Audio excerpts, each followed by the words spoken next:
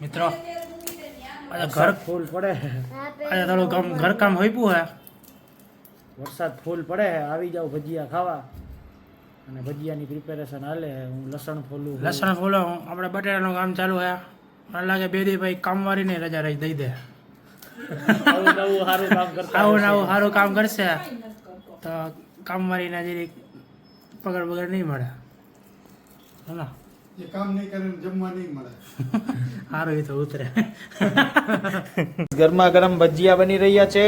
આ છે કાંદા ભાજી, આ છે ને ફૂલવણી, ફુલવડી, ડુંગળી, તરકારિયા, મરચા,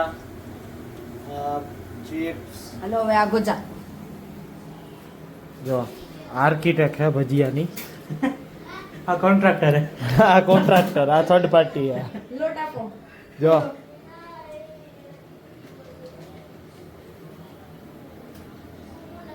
સુપરવાઇઝર. આ સુપરવાઇઝર છે બા.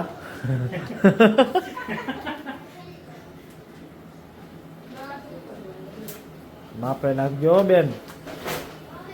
આર્કિટેક્ટને ખબર જ હોય ક્યાં હું કેટલું વાપરવું ને. તમે જોઈ શકો છો ને, જો એને બધી ખબર છે કેટલું પાણી કેવું નાખવું, નથી પડતું. કેવી રીતે હલાવવું. એક્સપિરિયન્સ બહુ વધારે છે. કદાચ રાજકોટમાં આવા ભજીયા તમને બીજે ક્યાંય ખાવા ન મળે. થોડીક ફૂલાઈ ગઈ હમણાં, તમે જોયું ને કેવું મોઢું કર્યું. હવે તમારે થોડું ઓછું રાખો. પણ આપણે હકીકત હોય તો કેવી જ પડે ને ક્રિશભાઈ, હું કહો? મોઢે કેવું પડે એપ્રિસિએશન એપ્રિસિએશન દેવું જ પડે. જો એને ખબર પડી ગઈ કે થોડોક લોટ ઘટે છે એટલે જો એ પ્રમાણે જ નાખશે. એટલે તમારે હાથ ન અડાડે, બાકી પછી આ એમ કે કોન્ટ્રાક્ટરનો વાંક હતો, બગડે તો. હેલ્પ કરી દે આપણા. ભાઈ એના જેવું તો થોડું થાય. એના જેવું ન થાય ભાઈ. કડકડિયા બનાવજો ક્રિશભાઈ, કાંઈ ઘટે નહીં એવા. અરે મારા વાલા ભાઈ નાખી દે ફ્રીઝ લોટ નાખી દે બધો. આ થઈ ગયા. હા આમાં નહીં, પાણી. સેજ રે. એ નાખી દે જલ્દી.